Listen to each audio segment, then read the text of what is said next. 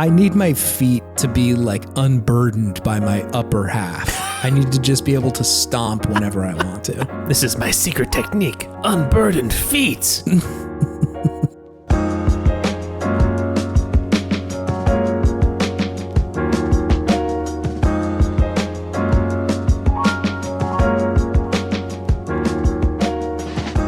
Hey, welcome to Video Game Podtimism. It's the Optimist video game variety show where two best friends talk about the wonderful world of gaming. My name is Chase. And my name is David. How's it going?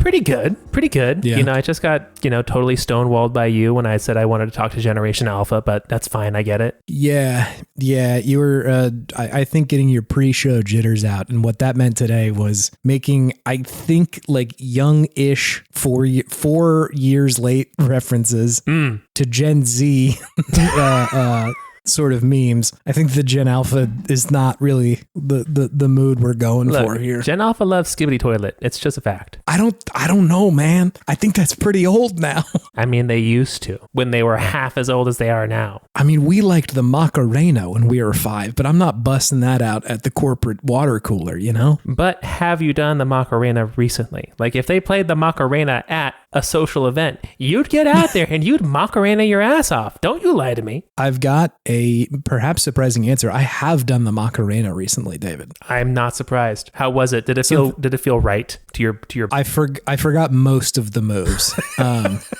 Except the sort of like arm out, sort of on the other arm move towards the end there.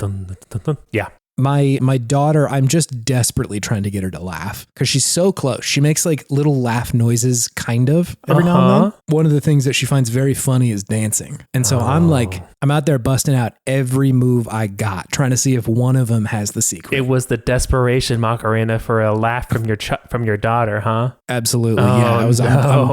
I'm digging to the bottom of the barrel. It's like whatever I got, man. Have you tried, what dances have you tried so far? I mean, most of it I'm just kind of like step clapping and like moving my arms around and shit like that. I got the goofy one down where you kind of step down and then flap your arms up. I've got that one pretty good. I feel like that one, it's good because there's a lot of like fluid motion to your arms. Yeah, sure. Which it does seem to please her, which she likes a lot of arm motion, huh? Yes, yeah. Clapping too. If you can get clapping in there, she's very happy about that. Okay.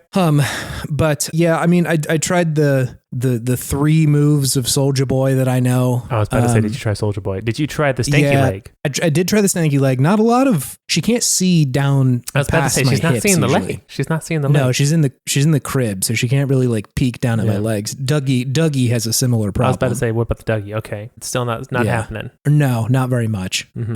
So at this point, I'm kind of just flapping my arms around, trying to get a laugh. But yeah, the Macarena didn't yield a lot of results for me. What about the Fortnite dance where he's like making his arms go side to side and then goes down and like twirls around? Right. That's a lot of arm movement. Are you trying to creep back over to Gen Alpha? Is that what's happening right now? I'm just trying to give you something for your daughter right now, Chase. You're welcome. Sorry for being a good uncle. Exactly. I'm not a step uncle. I'm just an uncle who stepped up, man. Ooh. Don't call me no Stunkle. I ain't no Stunkle. I ain't stunting on being a Stunkle. Hey, there's a lot of video games that are coming out right now. It's honestly anxiety inducing. It's a tidal wave. It's like too many video games. Truly outrageous. I set down Silksong because I'm kind of like towards the end of that game. And I had like maybe 2 bosses left. Maybe 3, depending on kind of where I'm sitting right now. And I'm like, I haven't played it since. And I'm like, man, if I lose that muscle memory, I'm never getting back there. Absolutely. Like, it's dangerous to put a game down like that. Yeah. Because like it's hard. I've gotten like my body knows how to respond to the Silksong now. But you have coded your body to Silksong Ultra Instinct at this point. Yes, yeah. What is the lore with Ultra Instinct? Is it that like Goku's just fully like his brain is off? His body is responding naturally to like danger and he's not even thinking about it. That's the lore. Which like they make it sound really cool in Dragon Ball Super, but it's essentially Goku has figured out a way to finally and truly turn his brain off. It was meant for him the whole time. Yeah, he's close most of the time. And anyway, yes, he's fighting on vibes. Yeah. But as my muscle memory creeps closer and closer towards only being a Melanoe device, it makes it more complicated. Sure. So I feel like I just need to buckle down and fully beat Silksong. Because like, again, I rolled credits, but like there's more in there. Yeah. Yeah. Tell me about the games you've been playing. I want to hear about these things. I have been playing Cult of the Lamb. Been playing more of that. Yeah, you started this last week. How was it treating you? I started this last week, and I hadn't really gotten into like the main game loop quite yet. Yeah. So now I'm fully in it, and I see the appeal. I really understand why this game was quite popular for a while. Because it does a good job of blending a roguelike like Hades with a kind of like, a small like city builder sort of like sim management game, which I was not really expecting. I did not expect to be pulled along by the thread of being able to, convert more followers to my cult and then, tell them to mine me more ore so that I can build a new building, a better shrine, or, like a farmhouse or something so that I don't have to go and water my crops. I'm like, is this like my gateway drug to like Animal Crossing or like Stardew Valley?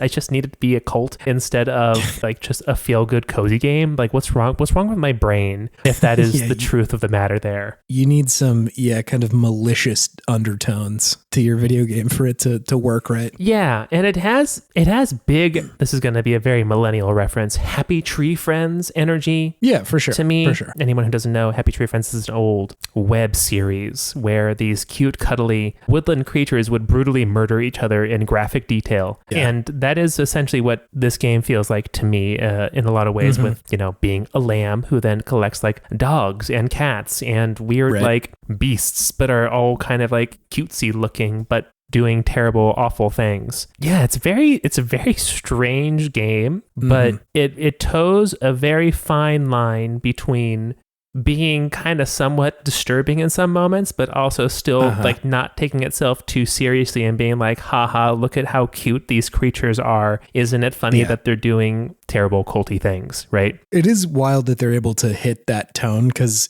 and maybe it doesn't work for some people, like that's totally possible. I definitely could see that, yeah. When I played it, I did feel like they managed to find the balance between like, this is unsettling and upsetting and also like kind of funny, I think they don't play it that seriously for the most part. They don't, yeah. Other than like the kind of bigger bosses, those dudes are kind of scary, but the rest of it's like the bishops, funny little cult that you got going on here. Funny little cult. It doesn't feel that serious. No, and they create interesting like social dynamics within the cult too, where you can have dissenters and like, okay, what do I do with this person? Do I re-educate them? Do I send them to prison? Do I just straight up murder them? How do I keep the morale in my cult up? Do I focus on like having feasts, or do I focus on like teaching people how to fast and have temperance? Right? Yeah, it's there's a lot of kind of questions that it asks underneath the surface with this game. It doesn't explicitly grapple with those questions, at least not quite yet from what I've seen, but it's interesting that it's giving you these options, and it's clearly something that the developers have thought about of like,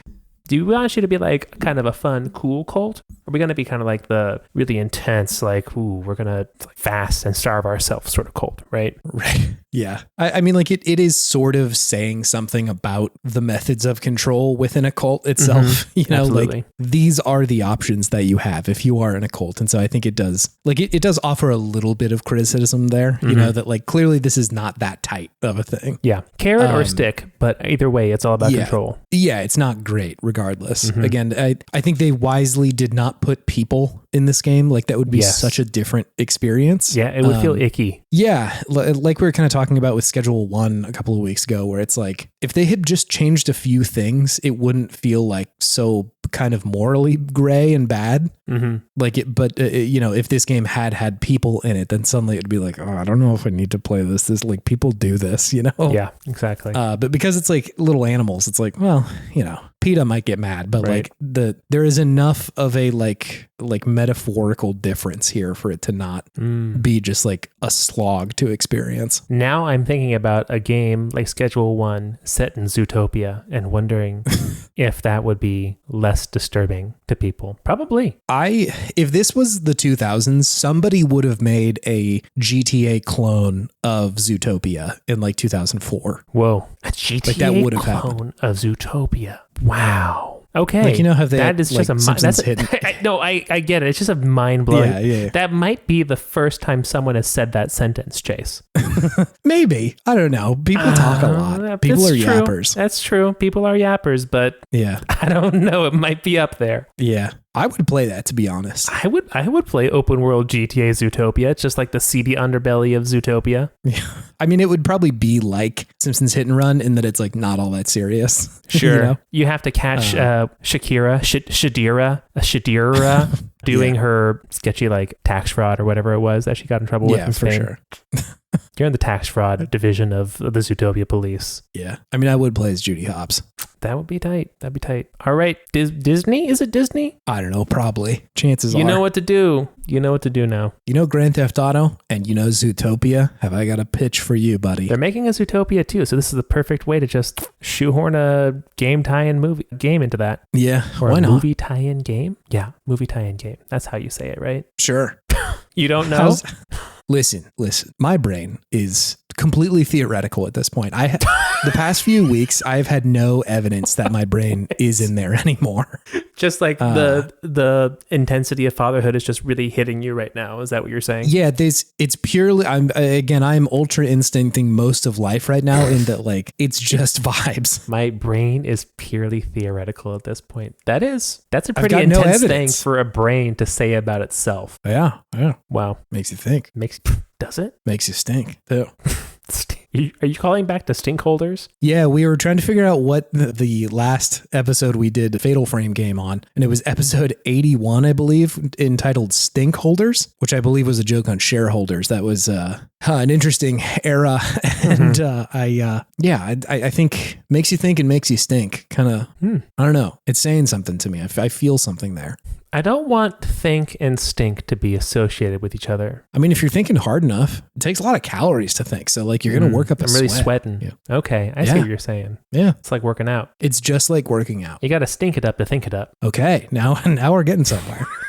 This is Stink Holders 2. Anyways, Cold for the Lamb, I'm having a lot of fun with it. Yeah. The combat is just fun and mindless enough to be engaging. And it's interesting how they frame it as more of a way to collect resources to grow your cult and your village, as opposed to being like the main crux of the game. It really feels like the crux of the game is your cult and how expanding it and gaining influence and power over these people and like this world in general. And just the means to do that is what you would consider the more traditional gameplay that the game consists of. So yeah, it's just a fun twist on these two genres. I'm really enjoying it. Yeah, it's neat. I enjoyed my time with it as well. Yep. I don't think I beat it, and I would be curious to go back to this because I do know that they've changed quite a bit or like updated it. I know that there's like DLC out there, so I don't know. Might be worth it. Gotcha. What else you got? What else are you doing? The only other thing has just been Silksong, still songing it up. I'm at the judge, the big judge before the gates. Enough. Yeah. You are close to something. Yes. I'm sure it's not the end of everything because there's still, I haven't been playing for that long. So I'm curious to see what is behind these gates. The game just it's so fun to play. And even I was a little trepidatious about the side quests that they put into the game, but I think they're done very well. At least the ones I've played so far. I've done all of the side quests through the first two like little cities that you get, Bone Bottom and Bellheart. And I think there's two things going for it in regards to making them not feel onerous or annoying. And that Hornet just has such good movement abilities and moves so much quicker than the Hollow Knight did that it's really pretty easy to just blow through like whole portions of the map real quick if you just know where you're going. So it never feels like I'm slogging through or like get stuck somewhere. And then also I think that they do a good job of, not like going out of their way to hide some of these things off of the beaten path. Like it's like you go into a new area and it loads and you see something glowing on the top right or the far left or wherever you are, right? So you can just go and like check it out, do the thing and get through it. And just like they're putting the emphasis more on like not necessarily the fighting, but just like the exploration aspect of it, as opposed to hiding things and just really being coy about it. Because I feel like sometimes games with side quests, they really try to to go out of the way to make it just difficult to find things sometimes. Which is somewhat of a pet peeve of mine, because like I just don't got time or the energy or the desire to like comb through this virtual world to find like a pebble somewhere hiding behind a block that is only breakable in this one area. And why did I not try breaking that block, right? What's wrong with me? So I think unless the game is specifically designed around that, it doesn't work very well. You know, like I pretty much always want a map marker unless your game is so built around not having map markers that like that's kind of the point. Agreed. You know, like Morrowind or Dragon's Dogma specifically is like you're really not supposed to have everything in there. You know, like part of the joy is being like, okay, I need to like read the note that the person gave me that like gives me directions to where I need to go. Exactly. Because everything is built like that. Like the whole game is built around that idea. So like there's not a lot of moments where it's like, well, we really should be finding this. It's like, no, being lost is kind of part of it. Whereas with other games, it's like I get like a map marker for most of it, but then like, why do I not have it for this one? Now I got to like talk to every person in town to see which one of them is the NPC that I really need to talk to. Exactly. Yeah. It's just like, it doesn't always work super well. It needs to be consistent. Yeah, for sure. It needs to be consistent. Otherwise I'm just kind of rooting around in the dark. Right. But I feel like this game does it well. I haven't felt,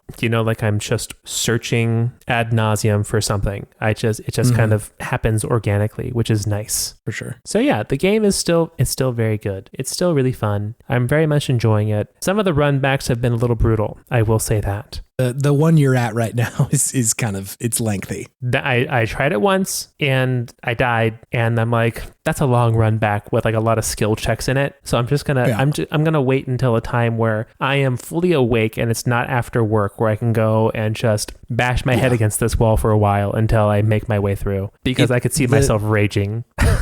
Yes. At some parts. It's kind of part of the boss, that run back. To the last judge, I mean. Yes.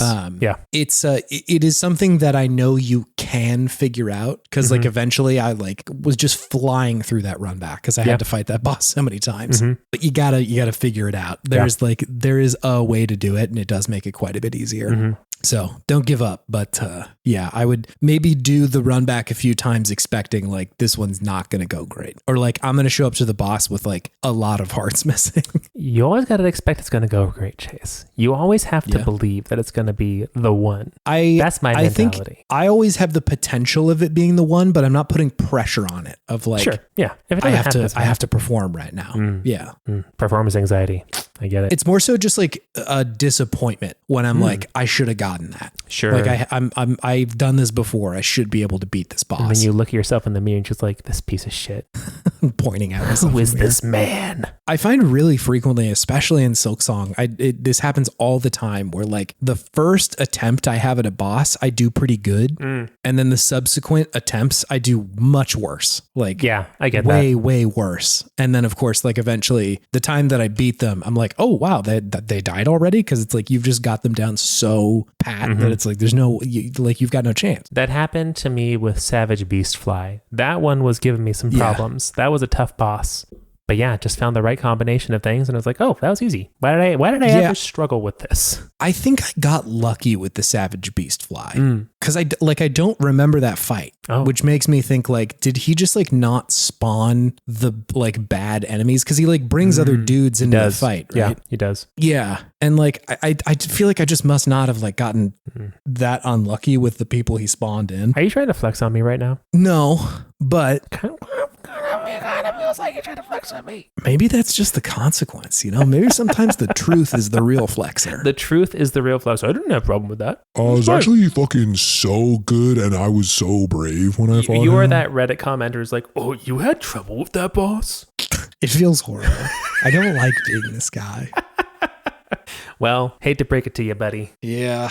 I'm sure there's a boss I breezed through that you had trouble with, so that's just the way it goes. It's almost certain. It's just the way it goes. I had a lot of trouble with the last judge. That was not an easy fight for me. I could see that. I think that's one of the ones that was like the more challenging in the game. It's hard. Yes. Yeah. And those regular judges messed me up too. I'm like, these guys suck. I just tried to like dodge through them. I didn't want to fight them at all. Yes, it's understandable. I like on that run back, I usually don't. I don't fight them. Yeah. So not worth it.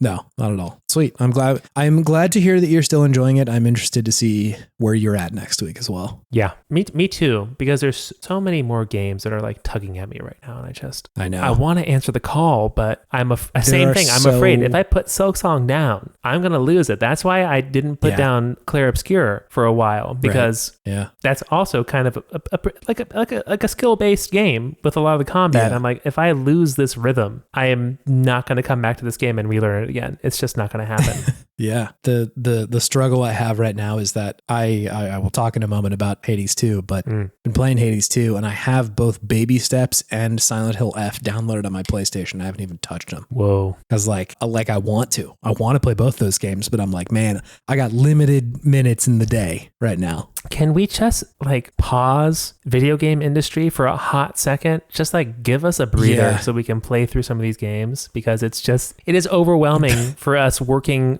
stiffs. Like, guys, I didn't have a daughter in March. Where were you? The beginning of the year was kind of slow as far as like game releases. Where were you all with this heat back in March, guys? Come on. It's crazy. Yeah. I guess it's getting towards the holiday season, so people are putting things out more, I guess. It's October. I guess. But like, man, like Ghost of Yote is coming out pretty soon. And I've got no plans to play that. That's also getting good reviews though. A lot of games are getting great reviews. It's fucked up. The new Digimon game is getting great reviews. I'm like, do I have to touch this one too? For the love of God. What's a man to do? David, I've got yet another wrench to throw in your machinery as far as new game releases go. What is it? I will tell you after I talk about some other games, David. Okay. This will be my third game that I want to talk about, but I've got two others. Wait, I didn't invite you in. Oh, yeah, true. Can I come in? Yeah, tell me what you're playing, please. All right, cool. As suggested, as promised, David, I am playing a game called Hades 2. Yes. That is one of the games that I've been playing. Great. How is it? It's great. It's still good. If you liked Hades 1, I would be willing to bet you will like this too. Nice. Yeah, so I guess some background. Played Hades 1, loved it. Mm-hmm. Very good. It was one of the easiest recommendations I have given to other people who play video games. Just like, Hades, as long as you're not somebody. General. Yeah, like if you play games where like action is a thing that you enjoy, I can almost guarantee you will like Hades. Yeah. Like it's just good fucking video games. It's not true across the board, but like it's whenever I talk to somebody and they're like, "Oh, I haven't played games in a while. Like, is there something I could, get me back into it?" Yeah. I was like, "Try this. See if you like this." Do you like action and unreasonably hot people? Hades is your game. Yeah, we got it. Yeah. And if I remember correctly, that year we did GOTY in 2020, and I put Animal Crossing as my number one, and that was partially kind of a meta-textual experience, just because it was like I spent so much time playing Animal Crossing with my then girlfriend. During COVID, and that just felt like the standout experience of the year. But like, Hades is undeniably like a bulletproof video game for me, at least. Are you going back and amending? No, I think I'm still going to stick with it. But like, I hold no grudges against those who have it as at their first. Like, I'm like, yeah, of course, it's great. Mm-hmm. And certainly it's had like kind of a longer tail, I feel like, than New Horizons. Like New Horizons, like people played it a lot, and then it got the like Happy Home DLC, and then I didn't really hear about it from a lot of people. Whereas like I still regularly hear people talk about like, God damn, Hades is good, Mm-hmm. And so I was like very interested in what they were going to do with the sequel, really at all. And it's odd that we're having so many of these like big follow-ups to big games this year, like Silksong being the sequel to Hollow Knight and Hades 2 being the sequel to Hades coming out within a couple weeks of each other is very bizarre. It's very strange. Yeah, it's an embarrassment of riches. It is. And like I was on the recent episode of Into the Aether this week and talked about Hades 2 quite a bit with Steven and Matt Horton. And I was also talking about this exact thing with Brendan on Wavelengths as well a couple of weeks ago. But like, I'm trying to suss out like the sequel of it all right now and like how to feel about those games. Cause it's not clear, like for me, at least it's just something where it's like, it's hard for me to judge them in a vacuum. And not that like, you shouldn't be taking into context all the other things, but like because these games are fairly similar to their first ones, it's hard for me to really get a good judge on like will this stand the test of time? Sure. You know, when you're looking at them right next to each other. And my feeling with Silksong is that it will. The experience thus far has felt distinct enough that it's like there's enough there to kind of chew on that's different than Hollow Knight. Sure. And so far with Hades 2, I am loving the combat. Combat's still fucking bulletproof. They did that again. Sure. Like the weapons are all extremely fun to use. They all have different aspects that change them pretty dramatically. And all of them play different enough that it feels like each time you're playing, you have to kind of approach the game very differently. Sure. And so like, if you're just in it for the fighting, great news. It's still very good. The thing that I have to wait on to really settle on is the story going to amount to something that feels as good as Hades 1 did? Essentially, like the arc of Hades 1 being Zagreus being like, I need to run away from home and like, my dad sucks and I don't like him. You know, he's the thing holding me back from the things that I want, and like sort of slowly realizing like I have a home that I can build here instead. You know, there's a lot that happens in there, but like that's sort of the idea with the game. Yeah. And with Melanoe right now, the character of Hades 2 that you're playing as, like, I think the setup of the game is that she has been trained since she was very young by her headmistress, and it's all very witchy. There's a lot of like witchy influences going on here. And the thing that she's trying to do is kill the Titan Kronos. That is her whole mission, essentially, because she says they have, taken away my family. That's kind of the setup of the game, is that Kronos has like stolen Hades and Zag and Persephone and all that sort of shit, Whoa. And so the setup there seems to be, I being Melanoe, like I want the family that I never got, like I can see this thing out in the distance that I wish I could have gotten, and I'm fighting to get it back. And so like, I am hoping that goes somewhere, like I found not even the conclusion, but just kind of the way that the story was told for Hades 1 to be very satisfying, of like Zag's kind of character arc was there. You could definitely see him change throughout the course of the game with like what he thought, how he approached everybody, and just like how the game played out in that way. And that's the thing that I like have to reserve judgment on Hades 2 so far, because like it's going to take a little while for me to figure that out. I have beaten a boss quite a few times already. So like I've done some runs of this game and they have been successful. So like I've gotten some of the meat of the story for sure, but I'm not really like positive exactly where it's going to go. And so that thing I'm like, well, I'll get there. I'll figure out like a thought about it, but I haven't beaten it. Sure. Because these games are very long. Like it's not something you can really like immediately figure out. You're doing like 100 playthroughs. Yeah, probably more. 100 runs. Yeah. Yeah. But I think like overall they've added a lot mechanically that feels like it adds to it for me. There's like a lot of things layered on here that I find pretty fun. There was some complaints online about like there's kind of a lot of what could be considered like currencies in this game. And that's true. Like there's a lot of things to collect, like when you're going through the underworld, it's like you can mine for ore and you can fish, and there's like specters that you can go up to and do a little mini game and bring them back to your home base and shit like that. And there's a lot of that kind of stuff. There's like a little plot of grass that you can grow 2 plants in to harvest eventually. Okay. And so like there is a lot of stuff that you're collecting, but I don't find any of it that onerous. It all kind of feels like, oh cool, I have enough of that one. Yeah. I'll go do that thing that I've had my eye on for a little while. A lot of talk on the internet recently about economies in video games. What is going on? Are we all just like so obsessed with economies right now because of... I think shit's bad out there and everybody's got their eyes on their fucking wallet, man. I get it. Yeah. What about my virtual wallet? What about Melanoe's wallet, huh? How are we going to fight inflation in Hades? Souls used to be worth something, man. Yeah. I don't have enough rosaries. What's going on here? Where'd the rosaries go? Yeah. That one's really interesting, the Silksong economy discussion, because like I've seen people call it like a purposeful design decision, that like it should be kind of hard to get enough rosaries, and like it's kind of a comment in the game, and other people being like the economy's totally busted, like there's not enough rosaries. And I don't really know where I land with that. There's plenty of stuff in Silksong that I just haven't purchased. Yeah. Because like I don't have enough money, but I feel like I can usually get the shit that I want at the very least. Yeah. And I feel like it's not too hard to farm rosaries either. No, there, especially like as the game goes on, there's one spot in particular that like I just kept coming back to, because like, oh, I can get 100 rosaries real quick up here. Easy.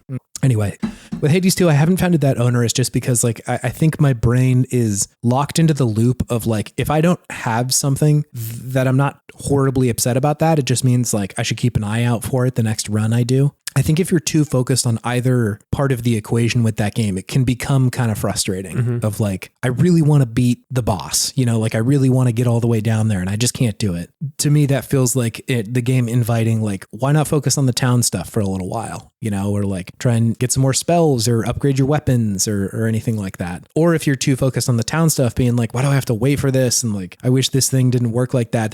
That to me feels like, oh, I should just go do a run right now. Like just go play the game. Yeah. You know? Yeah. And so like that level, I don't know, but my brain usually just kind of kicks into gear with like, oh, I'm just kind of like rudderless right now. I'm going to go play the other half of the video game. So I like, yeah, the mechanical additions I think are pretty fun. Melanoe herself does play quite differently than Zagreus does. Like, and I think in a good way. I had played kind of a lot of the beta. I looked back into my Steam library and I had played 22 hours of that game. So it was not insignificant. Yeah. And I was trying to compare like how this game feels now compared to how it felt in the beta. And I think it feels slightly easier. And I think that's probably a good thing because it did feel pretty challenging. Like when I fired it up the last time.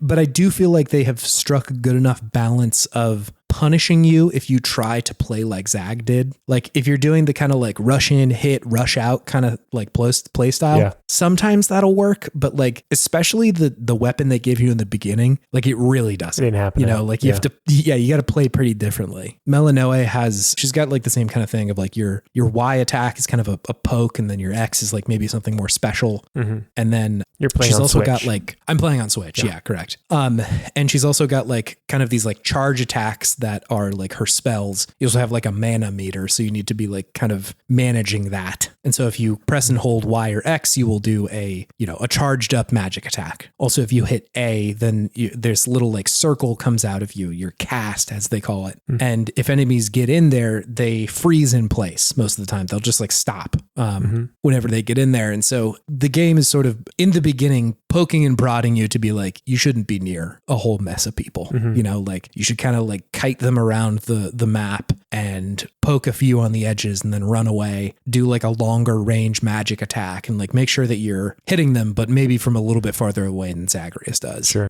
It's not the case with every weapon. There's a few that are like, yeah, you probably should be in the shit, but even that, like they get in. There's some twists on it. Yeah, get in the pit, baby. But yeah, it feels significant enough that it's not just like I popped right back into playing as Zag, which I like. Like I appreciate that they're doing that, and especially because like Melanoe is just such a different character altogether that it would have been kind of a bummer for her to just play exactly like Zagreus did.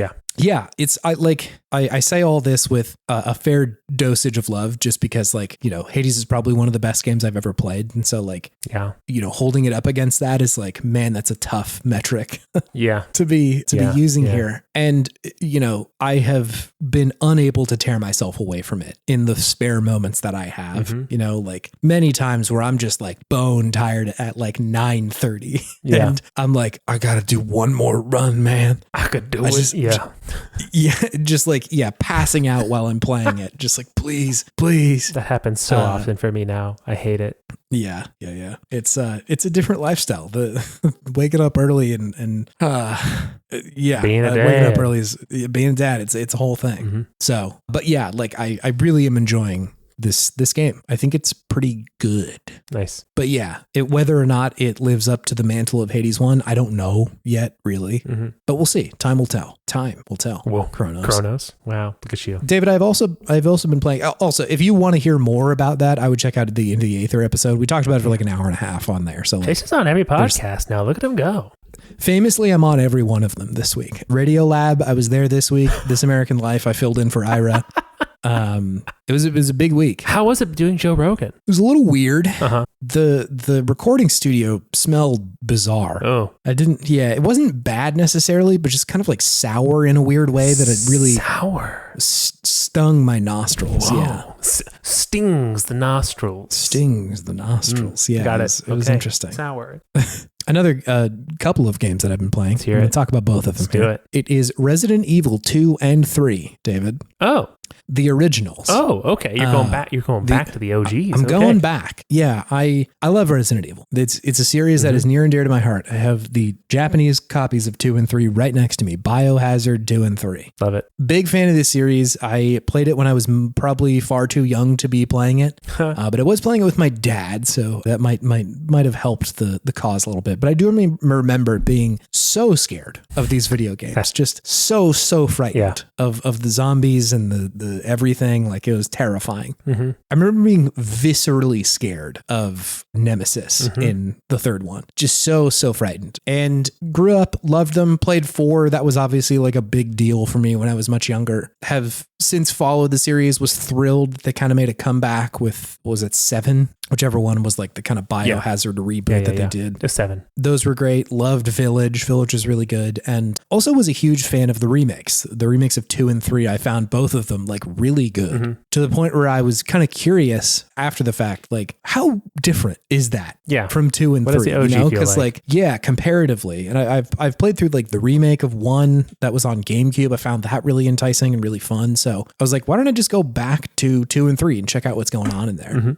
They're on like the PlayStation collection, so you can just go like check these out if you want to. Nice. And I think that these games are still quite fun. I really enjoy them. Like, the thing that I really liked about those early Resident Evil games is kind of the like puzzle box solving of it all, of like, okay, it's like almost a Metroidvania when you're running through these places for the first time. Yeah. It's like, okay, I'm running down these hallways, there's a bunch of zombies, I got to get out of the way of the zombies and like find a way around them, maybe shoot a few. And then, there's an open door over here, but there's a locked one over there. And it's got a symbol of a club on it. Okay. And then I get something from the door that was open that unlocks something across the police station that I need to get over to now. Then I run over there, and then there's something in there that has like a puzzle and maybe a scary zombie that I have to fight in there. And then I do the puzzle, and then I get like another key that I'm like, okay, well, where does this lead me to? And like that process just loops and kind of repeats over and over again. And I find that very fun. Like, I think it's a pretty fun, satisfying way to structure these games, and is heightened by the fact that like you're really doing the survival horror thing, like you don't got that much ammo. You can't fight everybody you run into. Sometimes you just have to take a hit because it's like, well, I don't have very much ammo and I do need to save a little bit of it in case I find a place that I do need to explore. Yeah. So I'm just going to take the hit and maybe like use some of my healing items to get myself back up. That loop is still very good to me. These games are simply not scary. Like, just not a frightening bone in their bodies. Like, it's just not a scary experience in the slightest. You and I have played Silent Hill fairly recently. Yes. We played Fatal Frame for this very episode. Sure did. Silent Hill, scary. Very, very frightening. Even for a game on PlayStation 1, I found it like genuinely upsetting and scary. Resident Evil 2 and 3, no, not at all. That's not a scary video game. Like, it's just not. Yeah. This is an action game, and you're running around. It's over the top and silly. The voice acting is, you could call it campy. You could probably call it bad, but it's all over the place. Yeah. And like there's some sort of tense moments for sure. Like running into Nemesis is still like, ooh, that guy's going to get me if I run into him. But there's usually a pretty easy way to get out of there. Yeah. Resident Evil 3 has this thing. If you don't know what the fuck I'm talking about, there is a big scary fella who shows up and wants to kill all the like special forces. Yeah. The Raccoon City like special forces that are there. And he's frightening and strong and kind of hunts you throughout the game. But like, he usually just tries to run up and punch you. And the punch hits hard, I will say. Like, if you get hit by it, it sucks. But like, you just run the fuck away, man. Just leave. Sure like, can. Hit the bricks, man. That's it. You don't gotta be there. And so it is sort of funny to come back to this. And I think part of why it is not that scary is because even when I was younger, even if I was just like a stone cold killer in real life and was like not scared of video games, I think part of the fright is that like I didn't really know how to play this game. It's like the controls are a little wonky. It's hard to know like the rhythm of it, of like, am I going to get more ammo? Like, I don't know the solution to all these puzzles. I don't really know like when things are going to happen, or like, oh, I bet they'll give me more healing items. it was just chaos. I'm like, I'm in Raccoon City, dog, and I gotta get out. That's all I know. Yeah. And so like as an adult, it's much easier to see the kind of seams that are stitching this game together of like, okay, well, there's only so many directions on this map, and they put 5 zombies over here. So like they probably don't want me to fight all those guys. So I'm just gonna run around them. And then like, oh, here's a room, there's one zombie in here, and there's a bunch of shit on the wall. So like I should kill him and solve the puzzle real quick. Yeah. And like, oh, they gave me this thing. I bet I need to go over there. Like it's just much easier to see how the game works.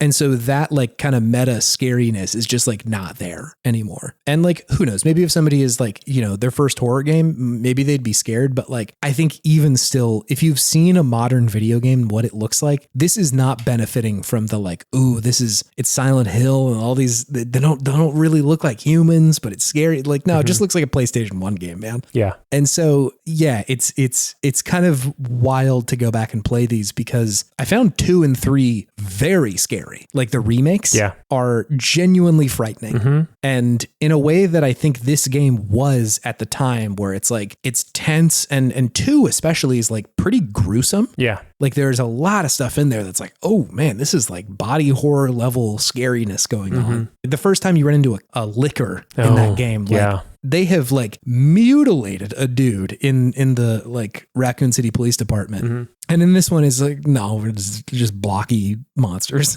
It's not that bad. Yeah. And so it's interesting to see the comparison there. So like I, in a lot of ways, really do prefer the new ones, you know, which is like not something that I always experience, especially with remakes, you know. And I do think a lot of the times with remakes of this scope, especially, you can still kind of say like, well, the original is still pretty good on its own right, you know, like even something like Final Fantasy VII, as like dramatically different as that original game was from the remake. There's still like the original it stands on its own to me. It's still kind of its own experience. And as much as the original Resident Evil 2 and 3 are their own thing, I think everything that they're trying to do is, to me, done better in the remakes. Like it is scary. It controls what I would say is probably much better for the modern eye. I tend to like tank controls because you can do real funky shit with the camera. You like that. But I do like that, but it plays much more like a video game. You know, if you've played a third-person shooter, you've played something like Resident Evil before. And so like it's pretty responsive. There's not nearly as much just like jank in the game. The action parts are fun. In 2, the parts where Mr. X is hunting you are terrifying and visceral in a way that like in this one, it just ain't.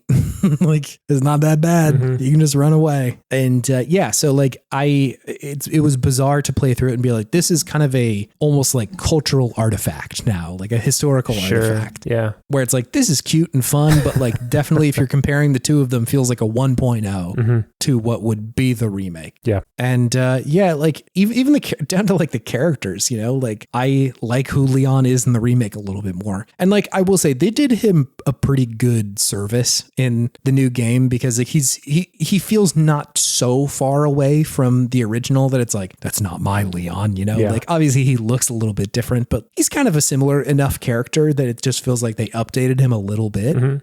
Claire as well, like Claire in Resident Evil 2 is like, I barely get a sense of who she is other than like, I gotta find my brother. Whereas like I get a little bit more with her in the 2 remakes. Like I do appreciate most of the updates that they made in the remakes. And I talked about this when I had talked about the remake of 3, that it caught a lot of shit for being kind of short. And I do understand that, having played the original now, because like even that I've spent more time on the original than I did in the remake because like the remake is quite short. Yeah. But something that I said at the time when I replayed it for the show was that like what it adds there is this like almost speed run mode that I found so much fun and so engaging, mainly because it was like, okay, if you can beat it in under 2 hours or 3 hours or something, like then that's like the silver or the gold. And I was like, oh, I could do that. Like I could sit here for another 2 hours and beat that, you know, like it's not like a speed run where you need to be like great for 10 hours at a time. It's like feature length. I can try that. I can do that. Just like watch. Exactly. So like I found that very compelling. And Jill is very good in the 3 remake. She's actually pretty fun in the original as well, but like obviously is much better voice acted and yes, a little bit better written in the third one. Mm-hmm. But yeah, like overall, I had a really good time with this, just kind of revisiting these games, but it reinforced the fact that like these games are old. Like this feels pretty ancient at this point. Yes. Yeah. I think specifically because it's an action game, like action specifically has changed so much in the time. Really evolved quite a bit. Yeah. Whereas like with turn-based combat, like obviously it has been updated, but like you could make a turn-based game with PS1 graphics and like it's still interesting. Like it's still cool. Mm-hmm. Mm-hmm. So, you know, if you're comparing it from Final Fantasy to Resident Evil, it's like there is one that feels older there. Yeah, absolutely. So I had a good time with that. I like these games quite a bit. Nice. Okay. The wrench, David, that I'm going to hurl at you. Oh no. What is David, it? I've been playing a game called Sonic Racing Crossworlds. Oh no, I heard it's good. David, it's remarkable how good this fucking video game is. No, I heard it was good. It's so weird. Was this the first like really good Sonic game in a while? Yeah, partially. I didn't I saw previews for this game when it was like kind of getting like shopped around for like the E3s and stuff like that, or the Key 3s, whatever it is. And I saw the previews and I was like, okay, it's a Sonic racing game. You and I have played one of the Sonic racing games for the show. And I was like, yeah, it was pretty good. It wasn't bad. But like, it was nice. No, not bad. But like, it's not blowing my skirt up like, holy moly, this is going to oh boy. Really. Yeah, no, wow. It was nothing remarkable, Okay. but, and also like the addition of like, hey, Joker's in this one too. I was like, oh man, okay, all right. You like, love Joker. Yeah, but like whenever I see him in a video game now, it's just like, what are you doing here, man? Just let the boy rest. Has he been in everything? I know he's in Smash. It felt like he was in a lot of shit for a little while there. I don't remember what the other thing was, but it was more than just Smash. Anyway, I just kind of tuned it out a little bit. Yeah. I was like, I don't know that I'm particularly interested in this. I think that's fair. And then like saw the same stuff you did of like, hey, why is this getting such good reviews? Why are people like so stoked on Sonic Racing Crossworlds? And I had essentially just downloaded a demo where they let you play like a Grand Prix. Yeah. And by the end of it, I was like, that's fucking crazy. I can't believe that they've made this video game, David. Because it's like Ratchet and Clank Rift Apart, a racing game, right? Yes, there are parts of it that do the Rift Apart thing where it's like if you're in first on like the second lap or whatever, you can choose one of two routes from the map that you're on. You do just like one lap on another map and then you come back to the original one. Gotcha. And it's really, really good. It's a very fun racing game. You said there's a demo. There's a demo. Shit. You should try the demo because you will get why it is so fun. And let me be clear. The reason it's so fun is because they've gotten very close to feeling like Mario Kart.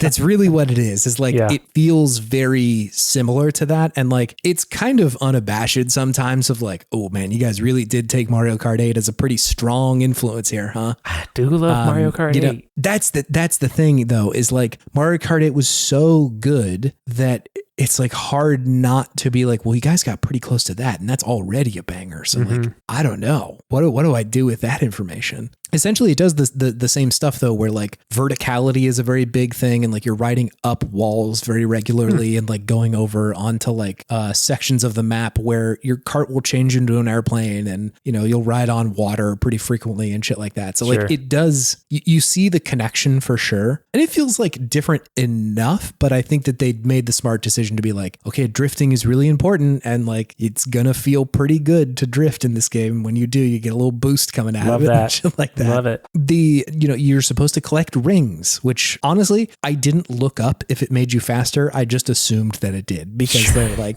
going after Mario Kart so hard. The kind of an addition that does feel specific to them is that when you go off a jump, you're supposed to like do a bunch of tricks and shit, which just equates to you pressing like different directions on the analog stick to like, you know, do a front flip or a back flip or whatever. And like, if you do a bunch of spins, then it'll, you know, give you a little bit of boost, which is like, all right, sure. I'm into that. like Sonic gets up and like does like a like breakdancing move on the top of his car whenever that happens. So like, yeah, that's cool. I'm into that. Nice. But really the thing that they have done is they've just made the racing feel really good. And I think that's usually what's missing in kart racers is that like most of the, and again, you and I have played so many kart racers for this podcast. And so I feel like usually what I'm like, that one didn't really hit is just like the racing didn't feel that good. And it's not that it felt bad. It's just there is a behemoth of Mario Kart 8 just sitting in the corner being like, you ain't me. You wish you were me. It's true. You ain't. They're all coming at the king and they all miss. Yes, except for maybe Sonic Racing Crossworlds. This is crazy. This is crazy to me. And like, I'll admit that I think part of this release and why I'm kind of feeling the way that I'm feeling about it is that Mario Kart World has gone for something pretty different in this new game that they've made. Yes. Yeah, it's true. And I like that. I like the new thing that they're doing.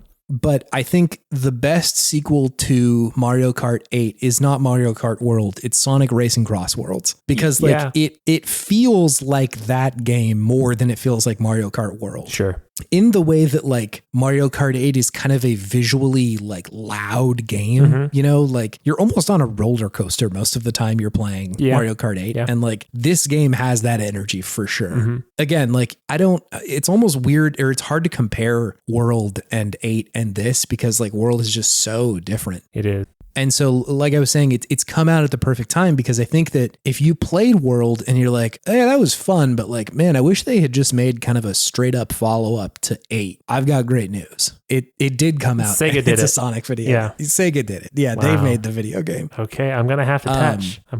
You got to at least try the demo and see like, does it feel right to you? But like to me, it's like, hey man, they kind of got it. It adds a couple things that I find very fun. Like something that I think Nintendo kind of leaves on the floor sometimes is their progression, and like the kind of outside of the racing stuff is always kind of minimal. Like they don't have a ton of it, you know, like you can unlock carts in 8, but that's like really it, you know, like that's kind of your big progression. I guess maybe like unlocking characters and shit like that. Yeah. But I really appreciate that the Sonic Racing Crossworlds has like just a little bit extra in there. They've like sprinkled a couple things on top that I find like it gets its hooks in me pretty quickly. One of them is like during the races, they will always pick a rival for you. Ooh. Which like I really enjoy. Okay. Yeah. When I played the demo, Tails was my rival, and it doesn't add a ton, but it's just like that person is usually doing at least pretty good, and you're kind of fighting with them the whole time. Whenever you like pass them up, they'll like say something or get like frustrated, or when they pass you, they'll kind of talk shit a little bit. Nice. And so it's adding to this, like it just adds a little bit of tension because like again with Mario Kart 8, like I feel like you got to a certain point and it's like I am so not worried about the people in 8th place right now. Like that's not even a thought in my mind. The person who is in that part, not if you're playing against other people, but like the computer's like I ain't worried about that. Like maybe 2nd place is going to get me, but definitely not 8th. And I think the solve for that in this one is that like don't worry about the people back there. There's just one guy you need to keep your eye on because he's gunning for you, really. And so that's really fun. They always cut to that person whenever you win a race or lose a race, and they'll like, you know, talk shit or be like, oh no, man, like you kicked my ass, like that kind of stuff. Love it. Let me feed on your tears.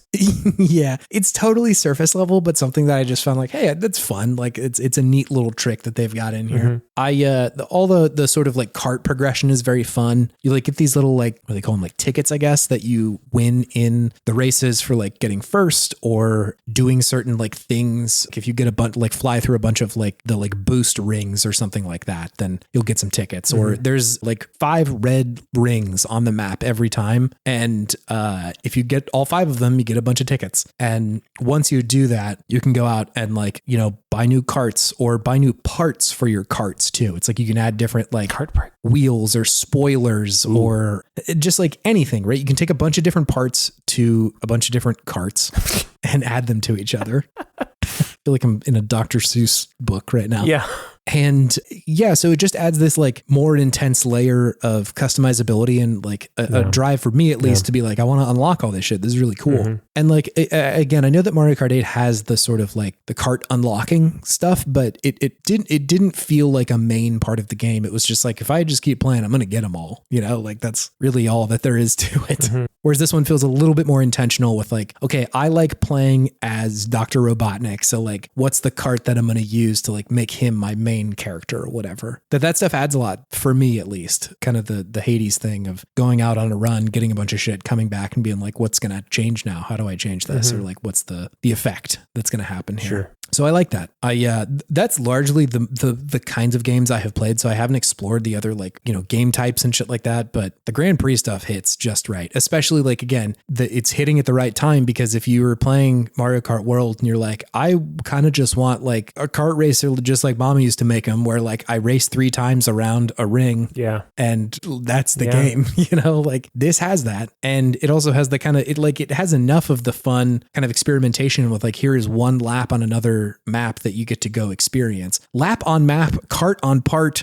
Like I just can't stop with these fucking nursery rhymes. I got the dad brain. You got the dad brain. Yeah. You've been talking to Maeve too much. It was all the Dougie you did earlier. Yeah. I was trying to teach her how to duck, Yeah. She wasn't ready. Is anything wrong with Sonic? Ooh. Bionic? Chronic Sonic. Sure. There we go. Dongage. Anyway, so I'm enjoying this game a great deal. I think it is the weirdest sequel to Mario Kart 8, but I'm happy it exists. And I'm also happy that Nintendo gets to do their experimentation with World as well. To not rest on their laurels and to be, just like maybe somebody else will take it. And they sure did. I'm relieved that somebody has cracked this case finally. Love it. And gotten a lot closer to, feeling really good like this game has. Who do you main? Who's your character? I've just been sticking with Sonic for now because I want to kind of figure out how the game works as a whole before I start getting into the D tier Sonic characters. They have a lot in here. You enjoy kart racers in the missionary position, huh? I do. I oftentimes start playing as Mario. Wow. In Mario Kart, just to kind of like,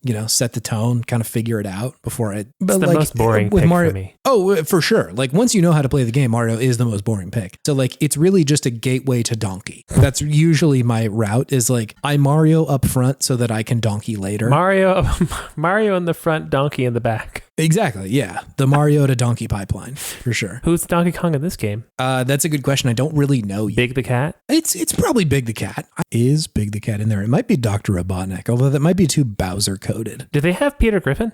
I sure hope they don't, David. That'd be pretty cool. See, I don't think it would be cool. Pretty cool. Really. If one of the worlds they cross over to is Quahog. Oh, man.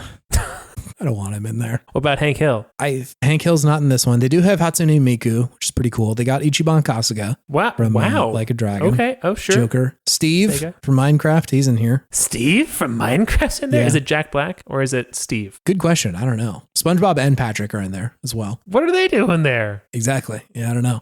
Like these characters are what made me think this game will not be very good. Yeah. Yeah. It reminds me of the Nickelodeon Smash like. I'm just like, no, that was wasn't okay. It. That wasn't it. I think Vector is probably as close as you're going to get to Donkey Kong in this game. Vector. Mm-hmm. He's kind of a big crocodile. He has the power parameter. Oh, yeah, he's Donkey-esque. He's got a leather jacket. He does. That feels very Donkey Kong to me. Anyway, David. Yes. This will, as it turns out, bring me to my Podtimistic thing of the week. Peter Griffin? It's so not Peter Griffin, and I'm really glad that it isn't, frankly.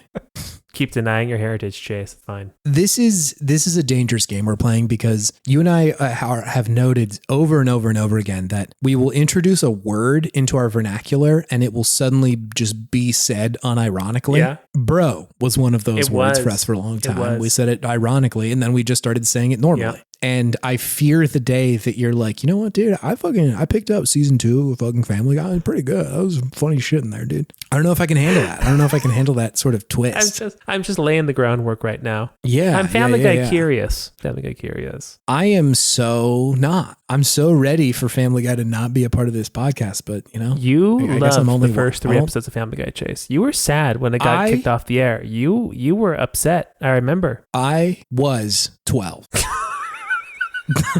I was a different fella. Deny your heritage, Chase. There's a lot of things you still love from when you were 12. Kingdom Hearts, Metal Gear Solid. True. Yeah. All right.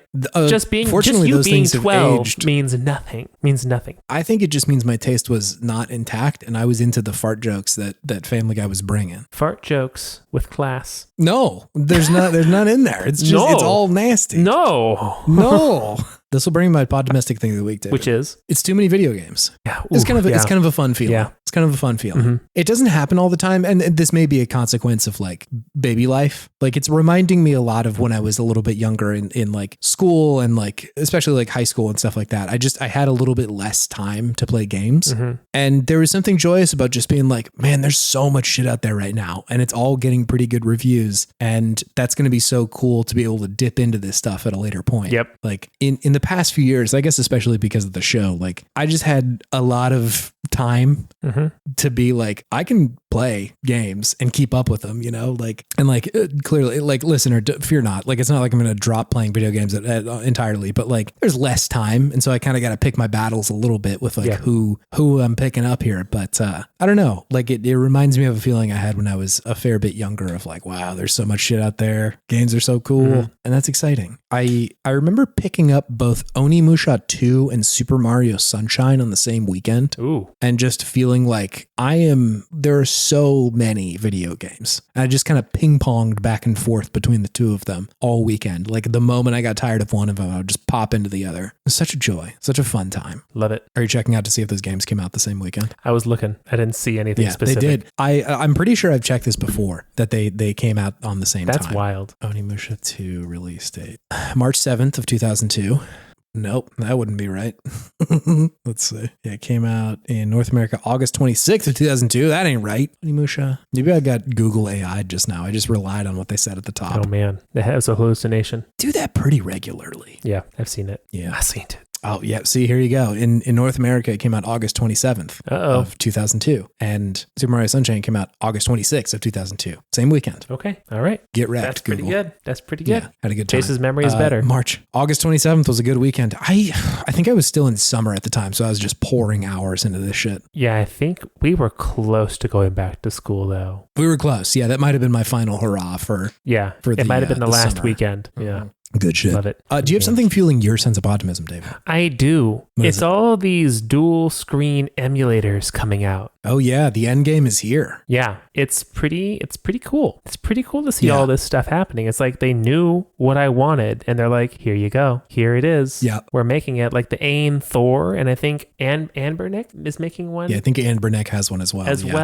There's quite a few. I think they're trying to crack it all at once here. Yeah. The Thor is the one I've got my eye on that I'm like, oh, maybe it's time. Is it out? Do I need? No, not yet. It's just like pre-orders. I think a few people have gotten their hands on them, but I suspect within the next like week or two, you'll get a Retro Game Core first impressions video about the Thor. I'm eagerly awaiting it because I'm very Thor curious. Me too. Yeah. It's a very hard thing to emulate, the 3DS, not because of power, but just like ain't nothing got two screens, man. Like it's hard to do. Yeah. And so just like the idea of something natively being able to do it is very compelling. Yeah, absolutely. And then like even for games that don't use dual screens, you could put something down there to make it like a little bit easier, so I don't have to keep on pulling up my mini map or something, right? Yeah, the mini map stuff, like I would have loved to have been able to play the first Trails game with Trails on the top and the guide on the bottom. Ooh, yeah. Because talk about not having a mini map. Trails like was very, I love that game, but the first one was like incredibly guilty of here's your side quest. We're not necessarily going to tell you how to do it. Gotcha. Brutal. Yeah. It really could have used a mini map. So yeah, I would have loved to have the guide up there for me. Mm-hmm. It's got a mini map in some places, but the dungeons do not. There you go. That's how it goes. That's how it goes sometimes. Are you going to pick one of these up if they I have review been well? feeling like my current handheld is just a little underpowered for some games that I want to play. So I'm looking at the Ain Thor. Looking at that Thor. Surprisingly affordable. I saw that. I was like, that's not that expensive. Yeah, like I have the Ain Odin 2, and I remember that being like, oh, that's kind of it's a bit of a I'm jumping up in price here for one of these things. Yeah. And I really like it. It's probably the handheld that I reach for the most because it's like it can handle most shit. It feels really good to hold. The battery life is just so stupidly long. Nice. Lasts for fucking ever. And so I always kind of am like, oh, that's my my main handheld. And so for like AYN to come out with AYN to come out with another one, it's I'm compelled. Consider me compelled. POV, I'm compelled. Hell yeah. I'm ready. Yeah. I'm ready for it. Whatever it is, I'm kind of here. I'm here for it. Yeah. AYN, whatever other company has a dual screen handheld coming out, I want it. A lot of the like retro handheld people have talked about like this as being kind of like the end game of a lot of retro handheld development. Really? Like if you can get to the DS, then like you've kind of covered most of it for now. I guess I could like you can consider some of like the PlayStation 3 and Xbox 360 as like another frontier because the emulation there is kind of bad. Like it's very hard to do. You need a lot of power to be able to emulate that stuff. So like that could kind of be considered the next thing, but I might be speaking out of turn here, but I think that that's probably like an emulation problem rather than like a sheer power problem. Sure. Because like a lot of these devices can play like Switch games, you know? So like presumably you should be able to have enough power to play PlayStation 3. It's more just like a problem of like the architecture of that system was crazy, kind of hard. Yeah, it was kind of nuts. So it's hard to emulate that. Anyway, one day that was a long diatribe. Yeah, one day. Well, the PS3 one day we portable. Can all play Heavenly Sword again. I never played Heavenly Sword. Oh, did you not? I don't know why I thought you did. I think I maybe played a little bit of it. I'm always down for anything that has Dandy Andy in it.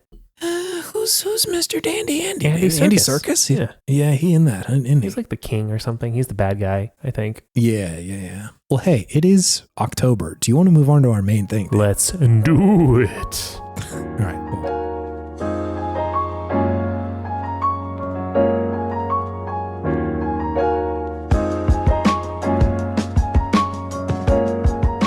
Welcome to Scary Games. It's the segment where we talk about the best scary game.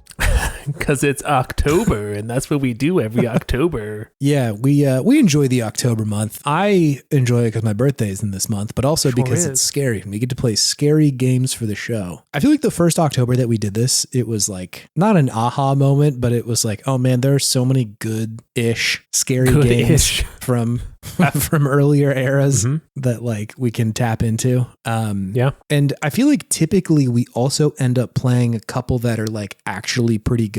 Yes. If you're extremely new to the podcast, usually at this part we do a segment called Good Games where we talk about the okayest games of yesteryear, but this one it's kind of just anything scary is fair game. And so we picked one of those to talk about this time. We're going to be talking about Fatal Frame 2 Crimson Butterfly, David. Yes. We had gotten a suggestion from a listener called Gabriel from Brazil, baby. Whoa, from Brazil. From Brazil. Okay. Shouts out. Okay. On the topic of this game, they had to say, Fatal Frame 2 really left a mark on me as a kid. Unlike most horror games where you can fight back or run, this one forces you to stand your ground and face the paranormal through a camera. That alone was terrifying. Having to stare directly at ghosts, knowing they were getting closer with every shot was something my younger self was absolutely not ready for. Yeah. But despite how much it unsettled me, I kept playing, maybe to prove to myself that I was brave, or maybe because deep down I love the feeling that horror games give me. There's something about the tension, the fear, and the atmosphere that I just can't get enough of. Everything about the game felt eerie and oppressive. The abandoned village, the constant feeling of being watched, the unsettling sound design, and the story. Everything was on a whole nother level of disturbing. Looking back, it was probably too much for me as a kid, but that's what made it such a memorable experience.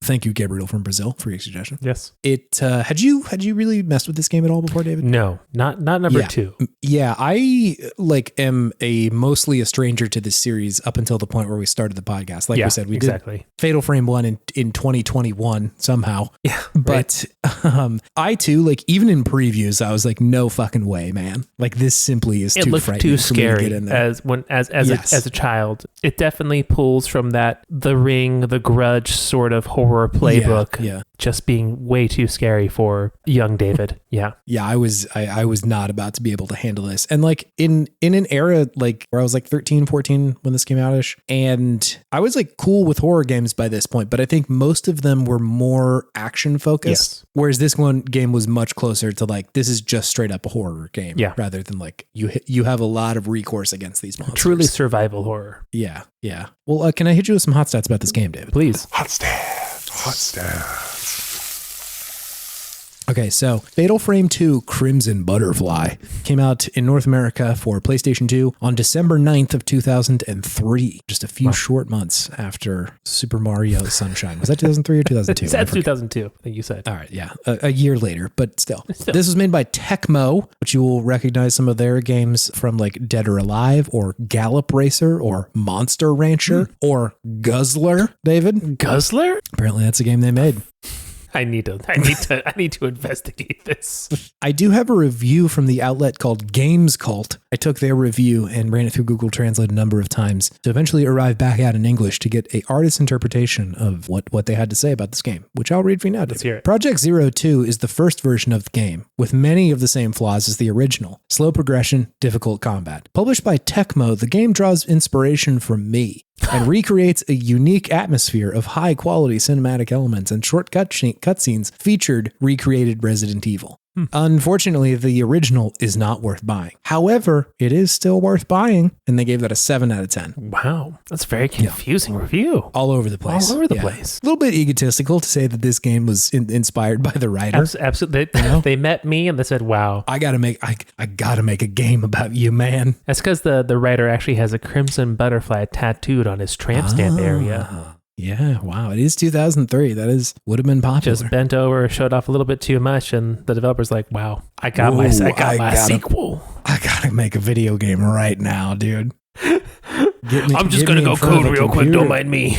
Could you tell me what this game is, how you play it? Yeah, so this is a survival horror video game where you are taking on the role of Mayu, yeah. who is one of two twins, her other twin being Miyu, who stumble upon this very spooky, dilapidated, abandoned village. Yes. They stumble into a spooky house that's filled with spooky spirits, and then they find a camera, the camera obscura, along with an instruction manual telling them how to use it to battle these spirits. So the game unfolds from there. So you go around as Mayu, taking pictures of these spirits and exorcising them in that way to, protect yourself. Yes. Yeah, exactly. Yep. It is scary, this video game. Yeah. It's a little scary. It is more frightening than your average survival horror game. Yeah, it's I think it just does a better job of like blocking the camera angles really well. Like it's very because it is tank controls and it's fixed camera. Just so people know, it is. Yeah.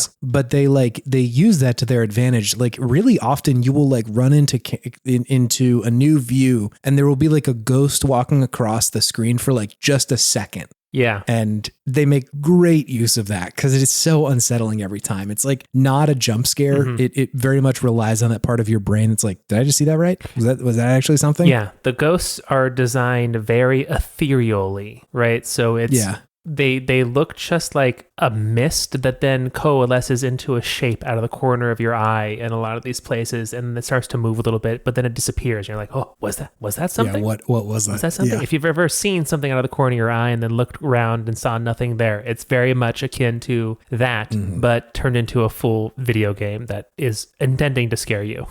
It relies on like the scariest part of our like lizard brains of just the prey in us of like, is there something around me stalking me that I need to like see very quickly? Of seeing something moving, but not really being able to ascertain or determine what exactly it is that you're looking at, even though you know you were looking at something. Yeah, it's spooky. It's spooky. How did you feel about this video game playing it now? I enjoyed it. It's a fun, spooky game. It's fun that you talked about the Resident Evil games, right? Yeah. 2 and 3 when we're talking about this one as well. And I would imagine it's a very different experience, right? Because you said that those were pretty much action games. Barely scary. This is not an action game. And as Gabriel from Brazil alluded to, when you have the camera out and the camera is the only way to fight against these spirits, you can't move. You were put into a first person mode when you take the camera out, and then you have to really find a good angle on these ghosts. To then charge the camera up and attack them effectively. So it's very scary seeing them slowly shamble towards you as like their head moves just a little bit, and then you have to move the camera just a little bit. It's that part does kind of feel similar to, I guess, Resident Evil, in that you're always kind of going for the headshots, but the zombies just like know exactly how to sway their fucking head to not get headshot, which is very frustrating. But it creates a unique sort of tension and terror in the combat portion of the game. And not to mention that it really does, I think, harken back to the visual design and ethos of a lot of those, early aughts imported horror movies from Japan, a la The Ring and the kind of J horror. Yeah, stuff, The Ring and The Grudge being the two most prominent examples, right? Of just like, I think The Grudge came out after this, but The Ring had come out in 2002, so like it was right in there. Exactly. It was just a very popular aesthetic for horror at the time, and I think it was fun to kind of jump back into that and realize like, oh, that's kind of what this game was always all about. I didn't realize, and those movies scared the ever loving shit out of me. Oh my god, yeah, I could not handle that shit, man. I had trouble sleeping for like 2 weeks after I saw The Grudge. It was bad. Yeah, no, me too. It took me a long time to come back down from that one, and like you would think that like I think The Grudge came out in 2004, and like I don't know, I was 13, 14. Like, oh damn, it came out on my birthday in 2004. Yeah, okay. And so like I feel like as a 14-year-old, I would have been able to handle that, but like I was spooked. Could not handle it. I should watch it again. Yeah, I wonder if it's as frightening as it was then. Yeah. Because I feel like a lot of the scariness of it was just like the Grudge lady was just kind of there all the time. Mm-hmm. And so like you would turn around and she'd be there. The like scene is burned into my memory of them like going into the attic or whatever and like looking around and like the Grudge lady's just back there. I remember a sleepover at your house. And there was a small, like little trap door into the attic from your closet. And we both saw that and we're like, absolutely fucking not. Is that in here? Absolutely not. In that house too, the pipes were pretty old. And so like if someone flushed or like took a shower, especially if there was hot water going through the house, there was a noise that would go from one end of it to the other end, and part of the Grudge is that there's like a child running around in the attic. And I was like, man, this sucks. Skittering about. I'm scared. Yeah. Oh. Yeah, it was scary. I couldn't handle that at all. Mm-hmm. But this one, mercifully, not quite as a rattling experience. Fatal Frame 2. Because you have somewhat agency in this game. Like if you space it right, you can take these monsters down. Yeah, a little bit more than Sarah Michelle Gellar. Is that who is in that? Pretty sure it was in the Grudge, or maybe was she in the Grudge too? Oh my god, it is Sarah Michelle Gellar. Right? Wow, it was her, right? Yeah, it is Buffy herself. This is just a Grudge cast now. Damn, Bill Pullman was in that? What the fuck? Bill Pullman was in the Grudge? Yeah, he sure was. Who was he in the Grudge? He played Peter. Oh, of course. Did he give a very rousing speech to the troops? Yeah, probably. I would hope so. Yeah, I'm gonna have to watch this. Conquer my fears again. I will watch The Grudge as well. I wanna see if it still spooks me out. Yeah, I think part of it was just seeing it in a movie theater was so overwhelming. Oh yeah. Like I feel much more in control in my house when I'm watching a scary movie, and I can just kind of like not look at it or like stand up for a second, eat some popcorn, do something else. But anyway, okay, Fatal Frame. Yes. I agree that like the thing of like having to stare at the ghost is very evocative, and like that's scary. That is very scary. Like I think it's a wholly different thing to be holding a weapon in like Resident Evil or something like that and aiming at a zombie versus aiming a camera at the like ghosts. You just feel less powerful, despite the fact that like you're doing the same thing. The effect is the same, but yeah, there is something about it. Yeah, you're trying to eliminate them for sure. But I did find like having to look at them, just like it's very scary. It was very effective. And yeah, I agree. The kind of like approach to the tone of the story was like it worked really well for me. Of like this old haunted town that someone is like, these two like young girls are pulled into and they have to like explore around. Like it's effective. I thought it was like pretty effective storytelling. Felt very Silent Hill to me in that regard. For sure. Yeah. I mean the whole game also feels pretty Silent Hill. Like I would say so. It's much more Silent Hill DNA than Resident Evil. Yeah. The combat being kind of bad. Yes. Too is like not bad as in like it's not doing what they expect it to do, but being like purposefully hard to do and like not very easy to experience. The characters moving around like they feel like 13-year-old girls, like very slow. Yeah. Also, it's worth noting you can move a little bit in the camera mode, but it's you use the right stick to move, which like I didn't even attempt. Yeah, I have been trained for so long to use my left stick to move and my right stick to look that it almost hurt me trying to use the right stick to move, because like it made me worse, because I was trying to like, okay, I'm gonna back up, and then I would hit the wrong move, like stare at the ceiling all of a sudden, like okay, this is not they know what they're doing there. They know what they're doing Yeah. there. They did that on purpose for sure, just to like cross your wires and make it a little bit more same thing. Feel like just clumsy doing it. Yeah, it's effective stuff. Like again, this one was reviewed like fairly well at the time. It was like, you know, kind of 8 and 9s out of 10 is what I saw a lot of. And I think I like largely still agree with the fact that like people were largely warm on this game. I also feel pretty like good about it, even in modern day. Like again, I hadn't played this before, so it's my first experience with it. But I think like the story of it's really interesting. I really like how you're able to kind of like peel back these like little stories about the people that are kind of haunting the space. I think that that's pretty effective. Like trying to piece together like what happened here and like how are these ghosts all connected to one another. And yeah, I found it pretty good. So I liked it. I liked playing this game. I also feel like I was kind of a latecomer to a lot of the Silent Hill games. Like my appreciation of them didn't really blossom until I was like, you know, older. Yeah. Scared the shit out of me when I was younger, but I didn't really appreciate what they were doing. Yeah, absolutely. I think that, you know, something like the controls purposely being wonky to make it a little bit more scary is something that's completely lost on me as a child, as a design choice, as opposed to it just feeling like, oh, these people don't know how to make a game, I guess.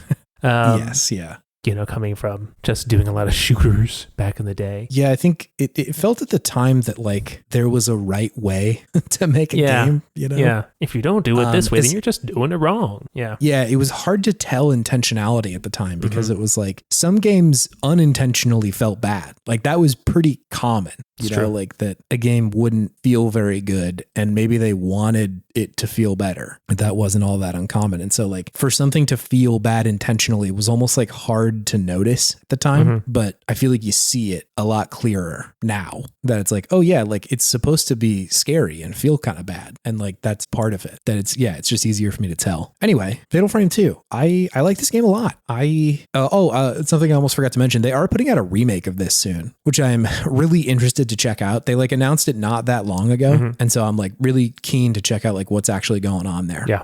I'm not like positive that it would translate super well to like a well-controlled video game, you know? Yeah. But I'm interested. Like, you know, I would call myself like a fan of this game now. So you're Crimson Butterfly curious? Yeah, I'm Crimson Butterfly Pill for sure. Ay, you are my butterfly. Sugar baby. Oh, interesting. I was going with the DDR song. Oh, I don't know. I don't know that. I don't know that one off the top of my head. You've for sure heard it. It's like if you've been to an arcade when we were younger, like you heard that song for sure. Wait, how's it go? Ay, you are my butterfly. Oh, you're awakening something deep within me. Yeah, I'll find it for you and I'll show you. You know this song, I promise. Sure. It was also like, I feel like people played that one a lot because it was like pretty challenging. And if you were like a real stomper back in the day, like you knew what was up. You know which one you had to play. You had to use both hands to hold the safety rail in the back to play that song. You had to Michael Flatley it. I need my feet to be like unburdened by my upper half. I need to just be able to stomp whenever I want to. This is my secret technique. Unburdened feet. God, Ultra Instinct feet. Ultra Instinct thing. No. Ultra feet stink? I mean, that's just a Wednesday for me, baby. Oh, sure enough. Wait, were you saying no because of like foot stuff? Yeah, Ultra Instinct feet is really what made me say no. What is scary about that? Just, I don't want our whole thing to be feet. I'm not like a feet guy, so I don't want to invite more feet than I need, Gotcha. Have you tried iontophoresis on your feet? You're talking about the like electric shock therapy? No. This was the next step in my foot journey. Gotcha. So they're going to do iontophoresis on you. I'm pretty sure. Yeah. I haven't like hit my doctor back up, but like that's the move. Gotcha. That's the next bit. Nice. Why? How do you know about this, David? I do iontophoresis. What?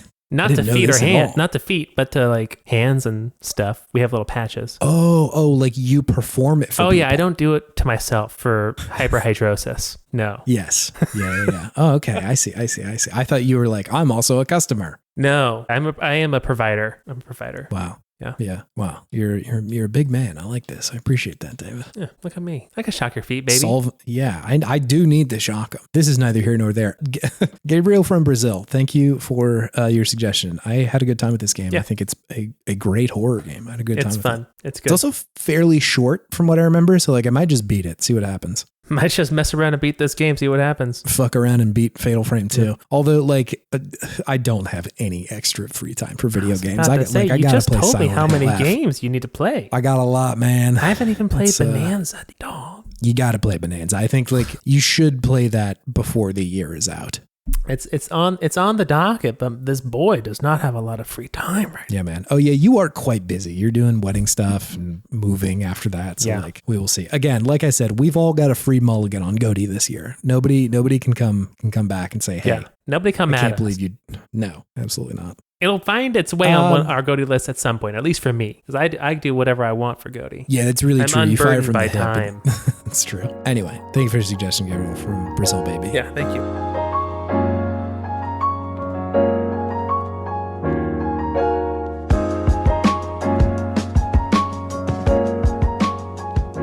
If you would like to interact with the podcast more, you can go to podtimism.com, where you can see the beautiful thumbnail our Chase has made. You can check out old podcasts we have done. You can search for games that we have talked about in the past. You can even leave a suggestion for a game for us to do in the future. We will get there eventually, but there's got a backlog of these games right now. True. But we will get there. We will. We promise you. On that website, you can also find a link to the Worst Garbage Podcast Network, of which we are a part of, along with a number of other cool, interesting, diverse, fun, informative podcasts on there. Go check it out. Mm-hmm. There's probably something that you're going to like on there if you enjoy this podcast as well. So yeah, head on over. Thank you, Scott Wilkinson, for our beautiful podcast art. We love it. It feels good to look at with my eyeballs. I enjoy it. So yeah, if you want to check out more of her art, you can go to co-fi.com/humblegoat and see what she's got. See if her commissions are open. Maybe they are, maybe they aren't. She's a busy person, so just let her alone. It's fine, okay? Let her live, man. Let her live. Also, thank you, listener, for being here. It's cool. Yeah. It's wild. Thanks. that so many folks listen. This is something we would do regardless, and it's fun to share our silly banter with the rest of the world. So yeah, thank you. I love to talk about video games, and I'm happy we have a space to do it, and that people also enjoy that space. It's good. Absolutely. It's fun. Chase, do you have any video game wisdom for us this week? Yeah, man. Face your fears. Ooh. Face your fears. We both got to watch The Grudge. We got to reclaim it, take it back. Yep. I am so certain it will not be as scary as it was at the time. The thing about scary movies, there's a certain point where I'm like, the real world is scarier than movies, and they just were never scary again. after that. I think that there was a turning point. I don't remember when it was for me, but like it was sort of like, what, you can't hurt me in here. Movies, like you can't do anything. Yeah. And so it stopped hurting quite as bad. Because there was a time like I couldn't hang at all. Absolutely. Like horror games were like, okay, I can probably do a little bit, but like the movies were just too much for me. Absolutely. I get it. And then I feel like sometime in my 20s, I was like, oh wait, I'm fine. Oh, it's fine. I'm chill. I'm good. You got deadened enough to be able to watch the scary movies. Something like that. Yeah, I'm not totally sure. Honestly, I wonder if it's just like the whole frontal cortex thing, just like it got developed enough that brain was like, I can distinguish that this is fake now. Yeah. Like I'm good. Cause like, no, like when I was 14, I did not think the Grudge was real, but like the developing part of my brain was still like, hey, but what if? What if? Not enough information to say that that's not something that can happen. Yeah. Cause like maybe it could. Maybe. The world's a wild place. Maybe a young child is going to pop out of the attic and meow at you. Did he meow? Was that his vibe? No, I think that was what they did in Scary Movie. Oh, yeah. God, talk about a movie I do not want to watch again. So, yeah, it did not age well. I think I watched a little bit like a year or so ago. I was like, wow, this is something else. Yeah, that strikes me as a movie that would just have nothing but terrible, terrible jokes over and over and over again. Yep. Yeah. Anyway, face your fears up to a point, but maybe don't watch Scary Movie is the move. It's scary for your morality. Yes. Yeah. You know? All right. We will see you next week, everybody. All right. See ya. Goodbye. Bye.